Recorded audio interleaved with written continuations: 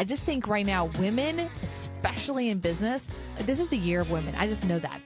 Life begins at 150 grand a year. Life gets better at 250 and life gets real good at 500. Nobody can tell me differently on it.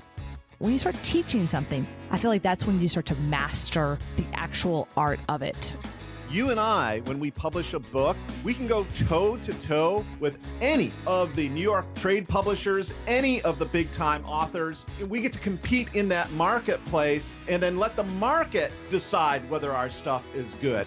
People forget sometimes as an entrepreneur, the whole damn point of entrepreneurship is to make money. And now here is The Win with your hostess, serial entrepreneur, marketeer, and chief sexy boss, Heather Havenwood.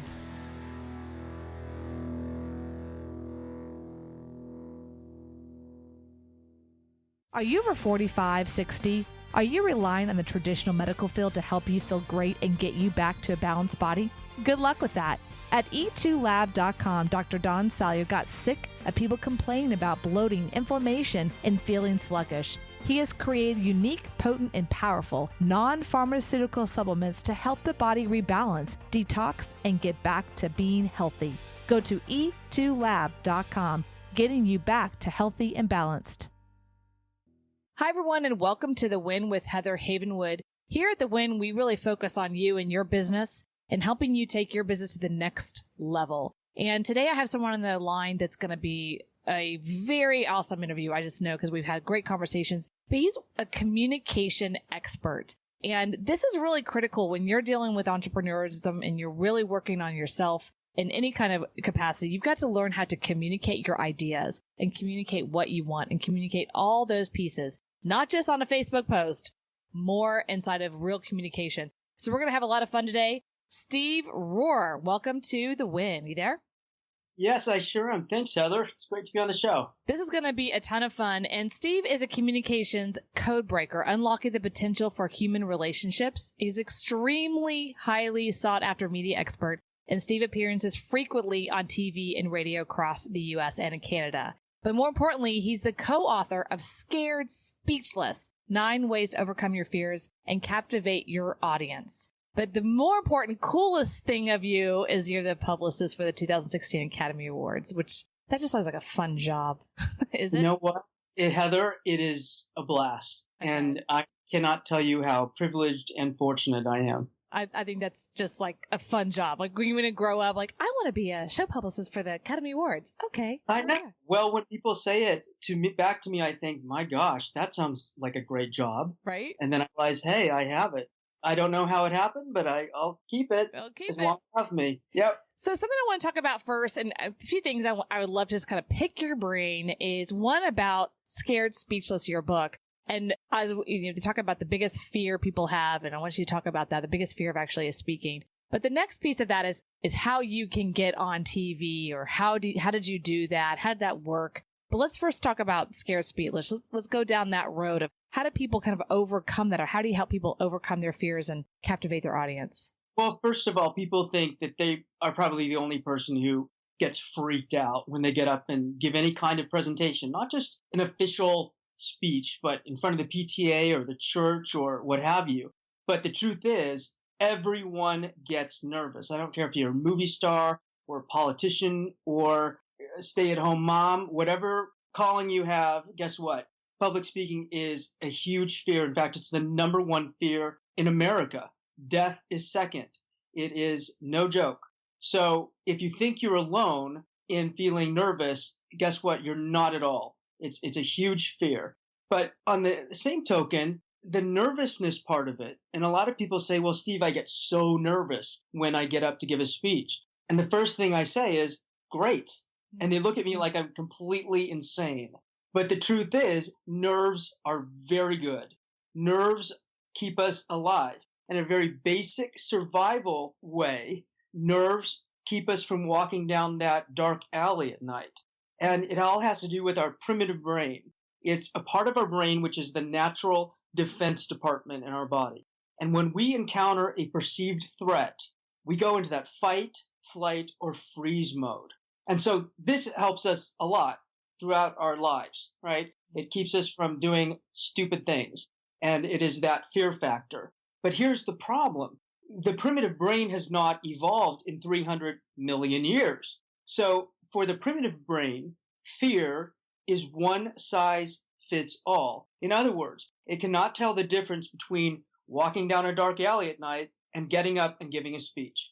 It's really that simple. If you understand that and you have the awareness of it, when you do get up in front of others, you can say, look, I'm not going to be eaten by a tiger. These people are just folks, right?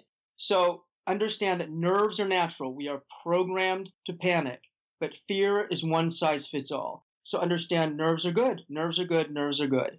Nerves are Please. good. And I want to tap onto that for just a second. There's something that was taught to me at a very young age about the visualize the audience they're in their underwear. Yeah. Love that. You ever tried that? Have you ever used that with a client? Absolutely not. No? And if I had, I wouldn't even tell you because Right. number one, Heather, it's a little creepy. It's a Creep. And I always think, okay, if we tell people to do this, where does it end, Heather? That's true. We are in a different society. Is people half clothed? Is it walking in the supermarket? Where does it end? This is a family show, Heather. Yeah, it is. I just think it's funny. Here's what it does. It distances you from your audience, which is the exact opposite of the point of public speaking, which is to engage and to have a conversation with your audience, not to picture them in any kind of half-clad way. It's a little weird. And it just keeps you from developing the skills you need to become an awesome public speaker. Well, thank you for flipping that on my head and that feedback. The disillusion part, that's interesting. It disassociates me from the audience when I think of that. But how do you overcome the fear and still what I call connect? You're saying the word connect and captivate your audience. How do you do that? Well, first of all, nerves are natural. Just accept your nerves. If your face goes beet red or your mouth gets dry or your hands get sweaty, expect the expected. People get freaked out when this happens, but it happens every time they get nervous. So why are they getting freaked out? Just move through it. The second big thing is to realize the audience is rarely your adversary, rarely your enemy. And everyone thinks, well, they're going to judge me. Well, of course they're going to judge you. Of course they're going to judge you, but not in the way we think. And there's a lot of research to show you that the audience is actually on your side. But it really comes down to this. If you've ever been in a situation where a speaker is going well and they're just boom, boom, boom, boom, they're hitting all their points and they sound great, and then suddenly they stop and they have what we technically call a brain fart. They just go completely blank. As an audience member, how are you feeling? Nervous. Like, what's wrong? Yes. Why are they so silent? What's just happened? Yes. Did the mic go blank? Yes, we're all freaking out, and we all want them to keep going, and we're trying to help. And if you look around the room, everyone is on the edge of their seat trying to put words into this person's mouth because it's so uncomfortable. That means they are your champion. They are not your enemy. If they were your enemy, they'd be like, yes, they're failing. Fantastic. It never happens. It never happens. The other reason we know the audience is not your adversary is because, well, for me, I have never walked into a room where somebody was going to give a speech and thought to myself, well, gee, Steve, I hope the speaker is really boring and I can give away 2 hours of my life that I can never get back. No way.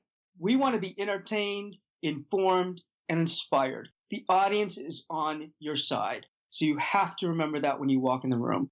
Let me ask you a question. Is it more important in a speech to educate or entertain? Well, it depends on what kind of speech it is. The most important thing, though, is that it's authentic. And I tell this to everybody. Please do not be perfect.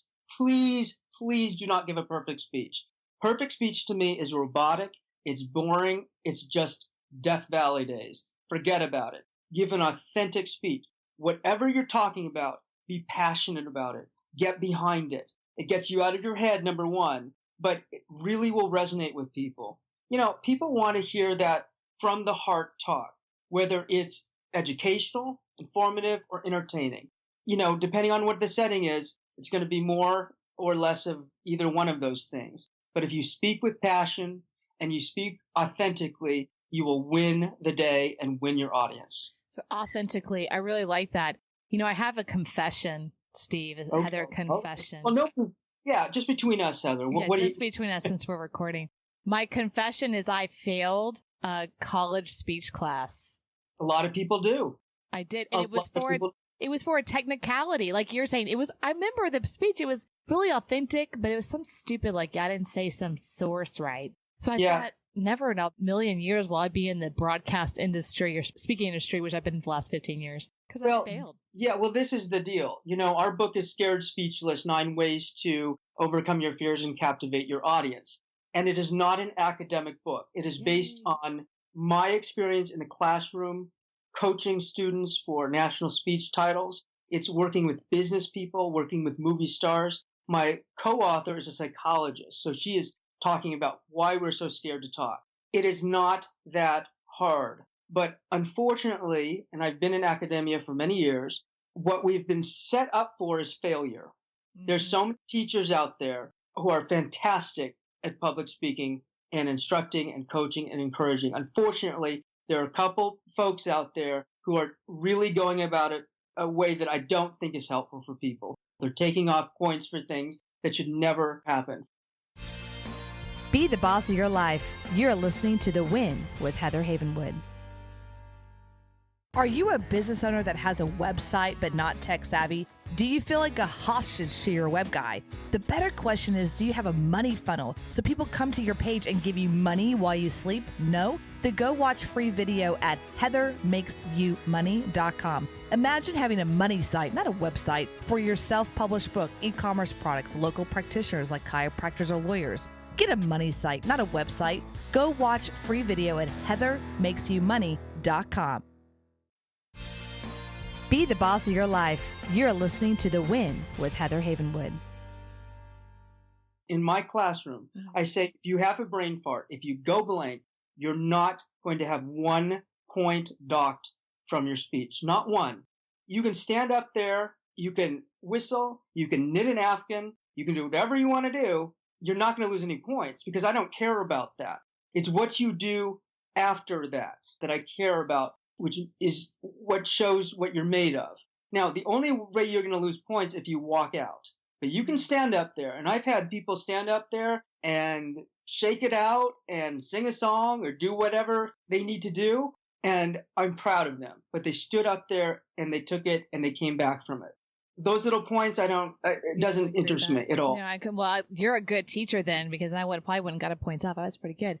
Let me ask you a question. So my boyfriend, Dr. Don, talk about somebody he's a doctor. He talks all day long, right? All day long with people one-on-one. But you get him in front of a room of 10 people or more where he's speaking, and now he looks great, but he'll tell me later, I'm sweating, I'm nervous. And I'm like, you do this for a living. So is that normal? Of course it is. Of course. If he's not nervous, that means he doesn't care very much about what he's talking about. If he just got up there and just did his thing without any kind of passion, why even do it at all? Yeah. But he cares a lot, and that's why he's sweating. That's why he's nervous. He cares about what he's talking about. That's a really good sign. It also means he's still alive, by the way. That means that his body's actually doing what it's supposed to be doing, which is going into that fight or flight or freeze mode. So the body's working perfectly. All of those nerves are great.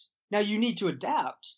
Now, when I go and I give a speech, my mouth goes dry. So what do? No scientific research needs to tell me that I need to have water with me or a lozenge. That's what I do. And when it happens, I just go, of course it's happening.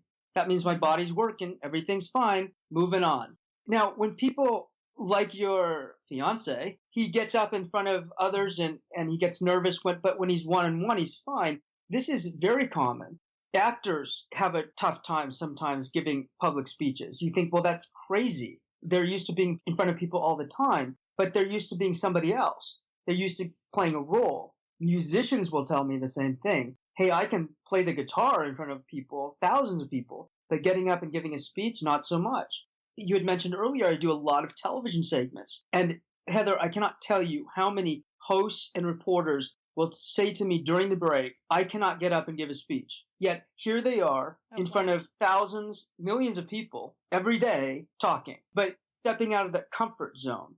It's stepping out of that comfort zone. And why is that? Is that because, like, I'm just thinking through it, right? So, like, someone who's a journalist or they're on TV, they're given the script, or the actor, actress, they're given a script and told this is how they need to be because they're playing a particular part. Is that the difference? It's like they're stepping into new shoes? Yes, absolutely. Whenever you try something new, you're going to go into that, oh no, kind of mode. But you have confidence in other areas of your life. And that's what I tell people. If you are really lacking in confidence as a public speaker, think about a hat you wear in your life, whether that's mom hat or wife hat or teacher hat or whatever hat you have or coach hat, and think about how you feel in your most confident role. When you do that, you realize, oh, wow, I do have the capacity to be confident. I have the capacity to be It's not that you don't have any confidence. It just means that you need to apply your confidence to something new. And that's all you need to do. But you have the confidence in there. Mm-hmm. So you need to wear your teacher hat or wear your mom hat and put all of those things that make you confident in those roles into your public speaking role. You know, I have moms and I say, look, is anybody going to tell you how to raise your child? What if somebody came up and told you how to raise your child? They said that would not happen. I said, you're right, because you're confident. Well, when you get up and give a speech, you can still have that confidence. You just need to put it over here. Put it over here. So you're saying that, like, in front of public speaking, because I love this, because it's just kind of entrepreneurship, you know, looking at how people can use this. It's kind of like anything. When you do it more often, you'll create the confidence of it. Yes, because it's a skill set. Nobody is born with a silver tongue in their mouth. People think, oh, well, must have been born a great speaker. Not so, not so. Public speaking is the great equalizer. It doesn't mean if you're rich or your parents are smart, it doesn't really matter. You know, we all have this skill set. Now, people have perhaps a facility for public speaking, but it's a skill set. And guess what, Heather? You cannot unlearn public speaking. It's one of the very few things that I can think of where you cannot get worse. It's impossible. In fact, every time you get up, I think you get 100% better. You learn something as you get up and do it over and over and over again. Practice does help a lot. Rehearsing does help a lot. And doing it over and over and over again, you cannot go wrong. You cannot get worse. Let me ask you this. So if you're listening to a presentation, which I'm sure you listen to other people all the time, what would you say is good and bad? Is it the stuff that they say? Is it the how they say it? Is the energy? I remember so many times in the speaking industry where I'm sitting there going, I don't even know what the heck that person just said for the last 90 minutes or 60 minutes, but I like who they are. And I don't even know what they talked about. I can't remember one point, right? I'm like, they rock. What are they talking about? I don't know. They just rock. Well, you know, what is that? Likability is a huge factor. Yeah. How do you create likability? Like, I want that one. You be yourself. I don't know. I don't know if people like me, Steve. I think you're adored, and I think you're amazing. And you have to be yourself because people can smell fake a mile away. And a lot of people think, well, you know, I've got a lot of things against me. I'm a bigger woman, say. I have a full figure, and oh boy, this is working against me. Not so. Or I'm really tall, or I grew up poor, or I grew up whatever. Guess what? All of these are your superpowers. So these are what make you authentic and interesting and different and unique, and you can use all of these amazing things. The one thing that I always caution people about when they're creating a presentation is to write a speech to be said, not to be read. That's why English majors sometimes make terrible speech writers, because they want everything to be perfect. They want perfect grammar. They want to avoid jargon. They want to use 50-cent words. They want to use a lot of commas. That does not work in public speaking. If you read an essay out loud, which we've heard over and over and over again through our lives, it is absolutely deadly. And as a broadcasting person, we have to write in very clear, succinct, abbreviated styles. And we use one thought per sentence. If you have to take a breath during a sentence in your speech, then you better look at that sentence again. Because it's not an essay. It's a conversation. It's a conversation. Oh, this is really good. This is like hardcore stuff. I love this. So would you say one idea per sentence?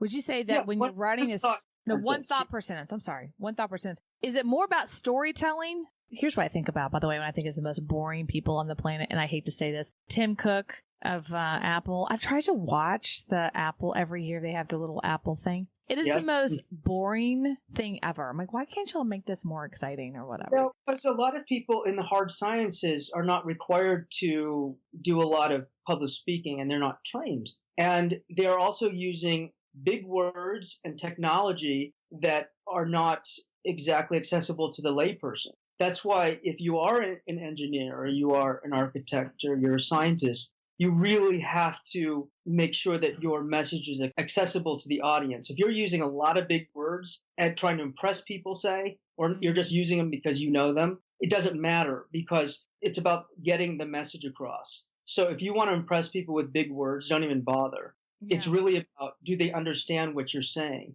And storytelling, which you brought up, is extremely powerful. We've been telling stories for centuries. We tell stories about morality. We tell stories about our history. We tell stories about how we get along, even before written language. So stories are part of our DNA. Be the boss of your life. You're listening to The Win with Heather Havenwood.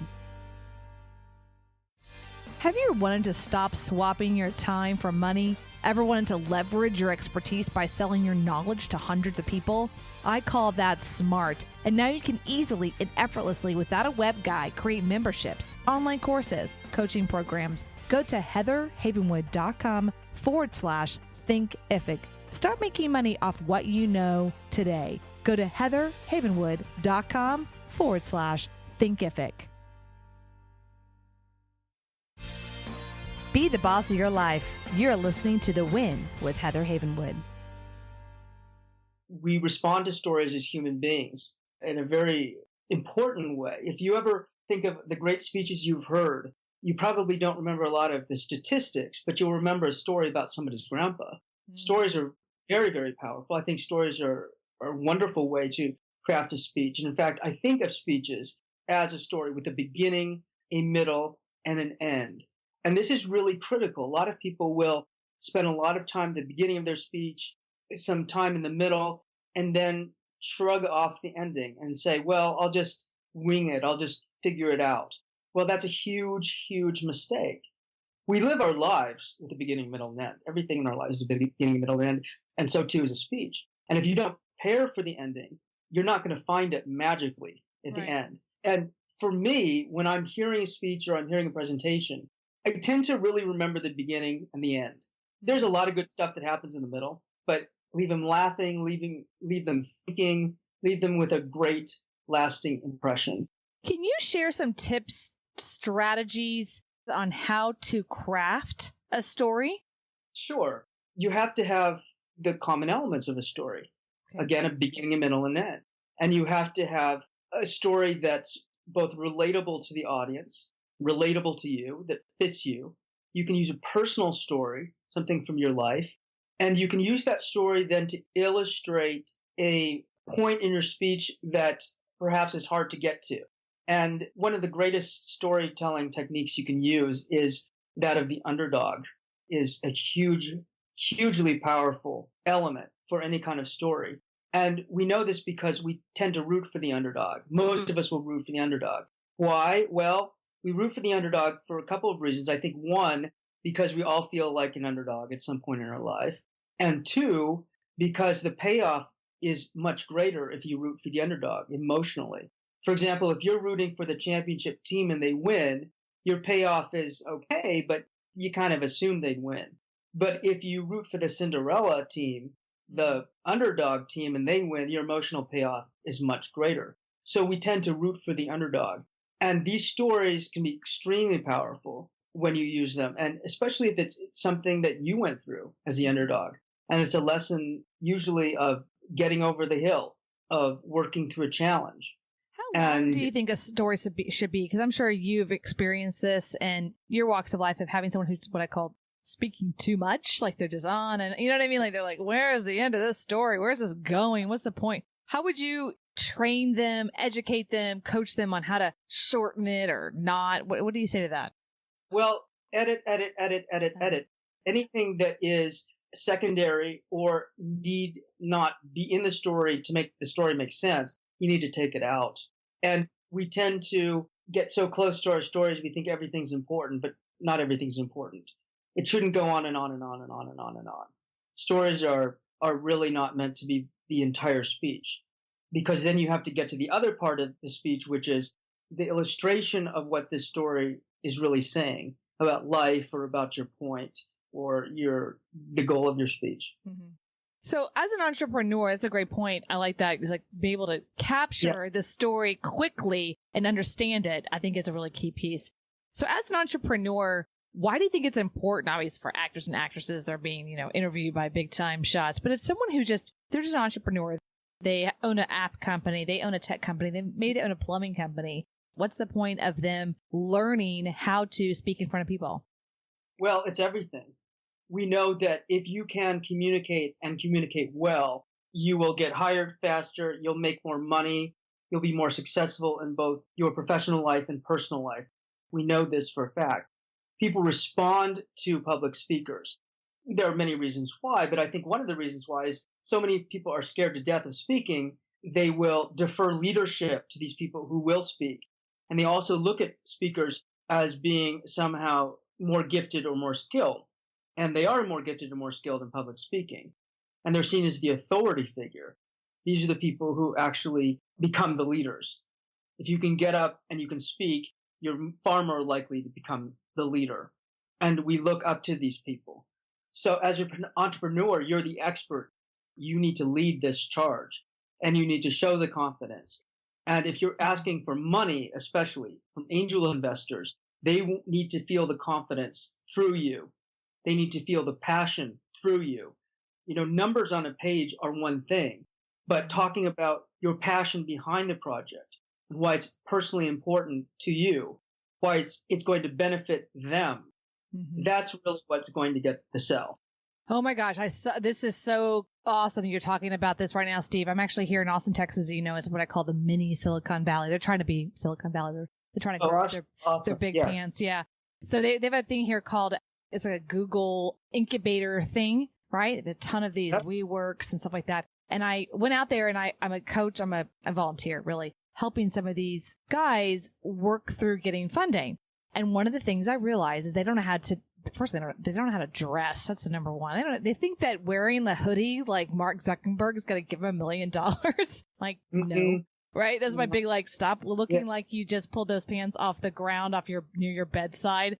Actually wear a suit like they want to invest in the people and the process, not just the people. And I just want you to talk to that for a second, because there's a lot of, I guess, millennials, because they're in their 20s and early 30s, that they're like, well, I don't need to dress nice to get money. They're only looking at the app or the software, the whatever.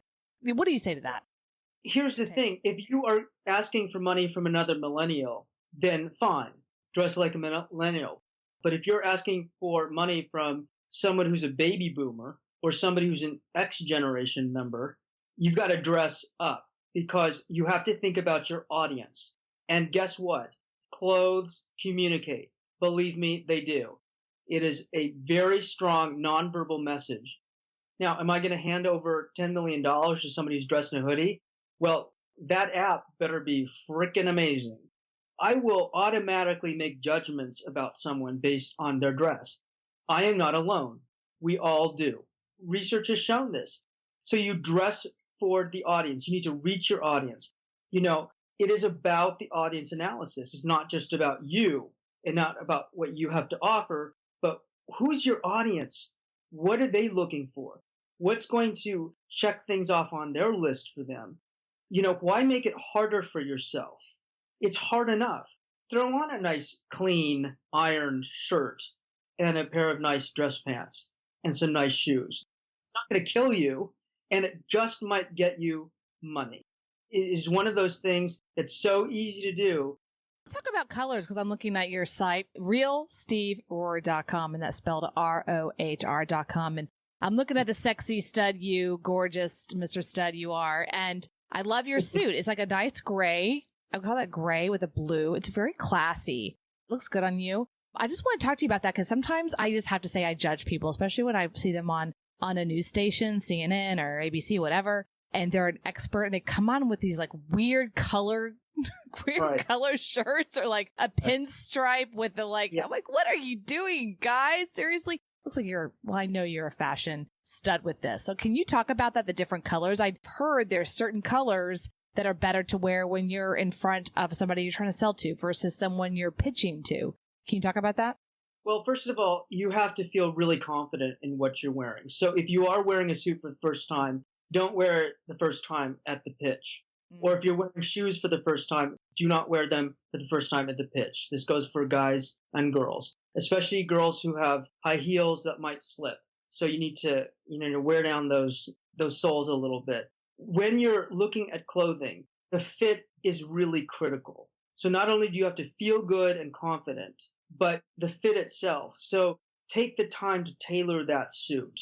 It can't look like your dad's suit or your son's suit. It needs to look like your suit. It needs to be clean looking, nice silhouette, very tailored look. Spend the time. Now, when it comes to clothing, it should not say more than you. Your tie should never say more than you. So you should avoid any kind of logos unless it's your logo. And you should look like your best self. You should look like I can walk in and be acceptable to a common denominator of people in the room. So color is really great, especially if you're going on camera. You want colors that pop. You want to avoid wearing black. You want to avoid wearing all white. You want to avoid wearing tiny, small patterns because those are pixelate. And women should avoid, and men should avoid wearing heavy jewelry. Clunky bracelets that when you put your hand down on the table, it goes clink, clunk, clunk, clunk, clunk, clunk, clunk. Or earrings that might be distracting or get caught in your ear or a microphone. So you really have to think about these things. And when you're going for the pitch, look, they're looking at the whole package. And like you said, they're buying you. You are the product. They have the confidence in you. Thank you for that. That's awesome. I'm like writing things down. Note. Like no jewelry, no big loop earrings that could get caught. This is true. And I think knowing what you probably look at TV shows or, whatnot and go, you should be wearing that, girl. I know I do. Like I look at Megyn Kelly's outfit. I'm like, good tonight, not good. What is she doing wearing that? Like horrible. But sometimes I'm like, I don't think she should be wearing that. That's not the right color for her, even though she's got like professional people on it, I'm sure. Be the boss of your life. You're listening to The Win with Heather Havenwood. Our whole world revolves around our smartphones now. They say we look at our phones on an average of 150 times a day or more. Look, if you're a small business and want to grow, you need to reach people where they're looking the most. Their smartphones.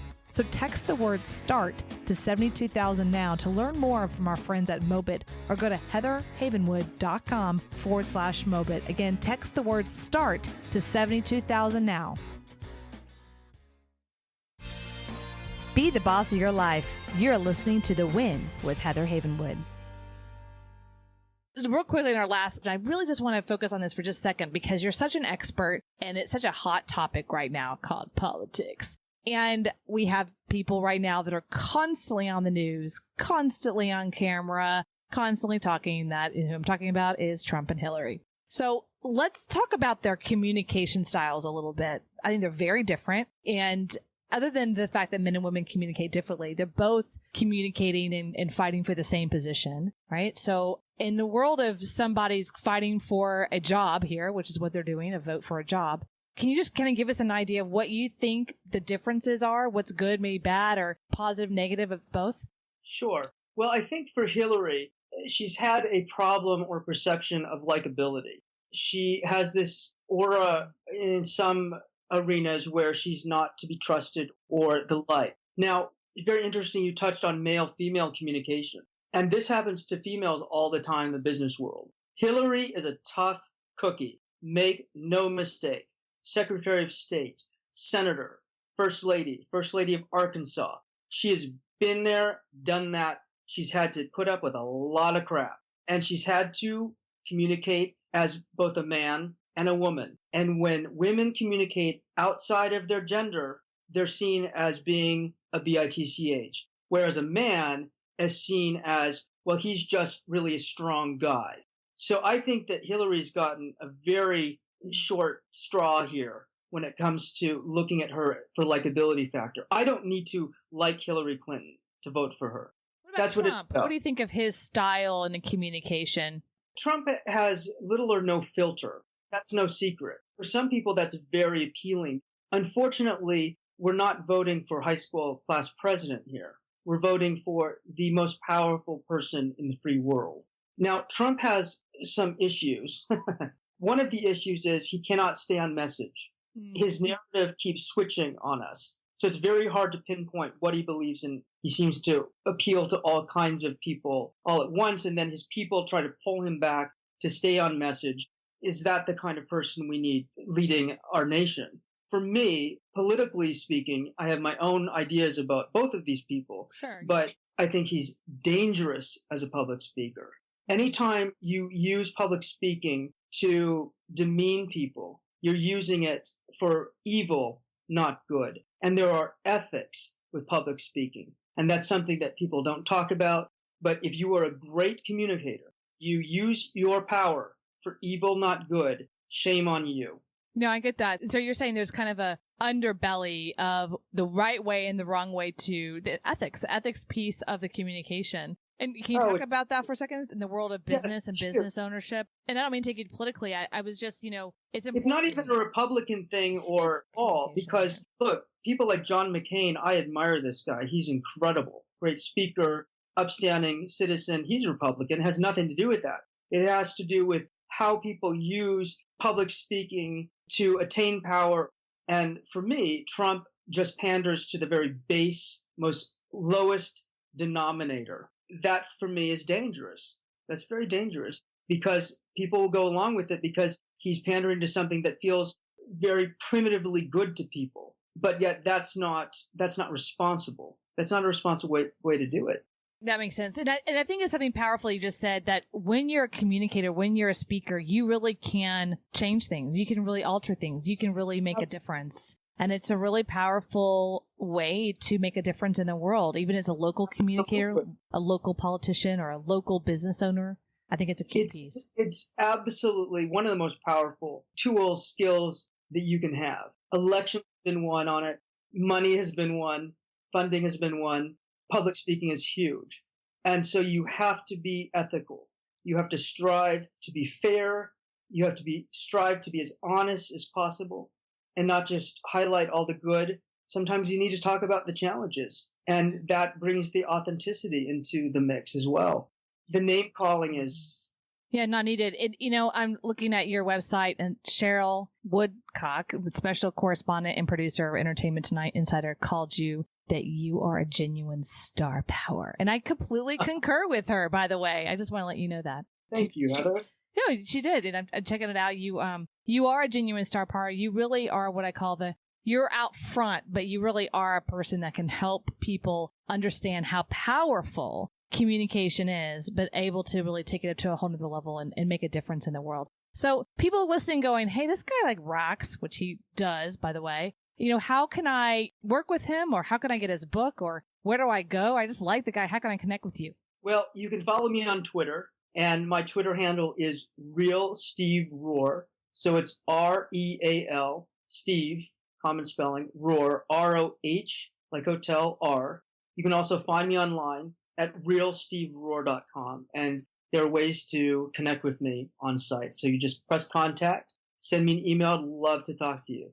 I do private coaching on Skype and one-on-ones and give public speeches all over the place. And for me, I'm so passionate about what I do. I don't know about star power, Heather, but for me, there's so much power in public speaking. There's so much power in communication. And I understand that it can unlock the human potential and make our world better and our lives better. If that's star power... That is star power. It's actually, you have a quote, understanding how we truly communicate can unlock the potential of human relationships. Yep. That's a quote from you. It's on your website. And I love that. Unlock the potential of human relationships. Well, thank you, Steve. Last words you want to share with the WIN community? I say go for it.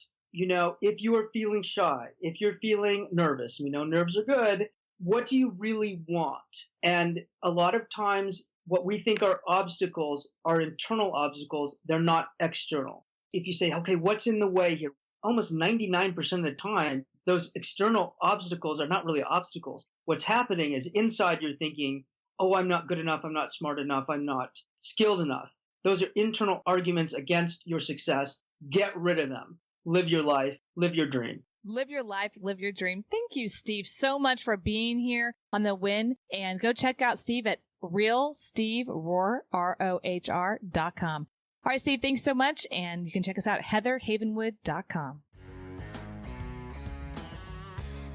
Thank you for listening to The Win with Heather Havenwood. Interested in coaching with Heather? Go to heatherhavenwood.com and sign up for a business discovery consultation. Here is your free gift for listening. Get 3 audio chapters of Heather's book, Sexy Boss, How Women Empowerment is Changing the Rulebook, when you text the word sexy to 72000. Again, text the word sexy, that is SEXY, to 72000 and receive your 3 audiobook chapters. Number is good only in North America.